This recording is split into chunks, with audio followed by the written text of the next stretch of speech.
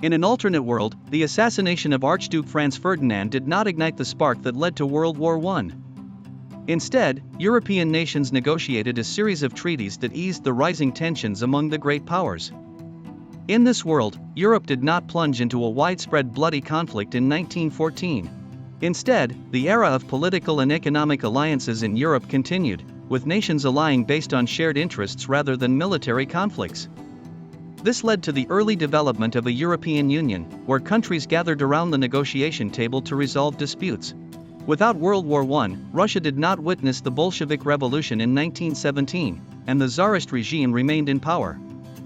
The Tsarist system persisted, but with some democratic reforms that the government was forced to implement in response to popular pressure. In Germany, the Nazi movement never emerged, and there was no Adolf Hitler to lead the country to destruction.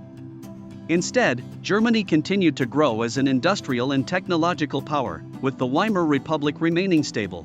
In this alternate world, soldiers did not endure the horrors of trenches or chemical weapons. A lost generation did not form, and the European economy was not devastated by a long war.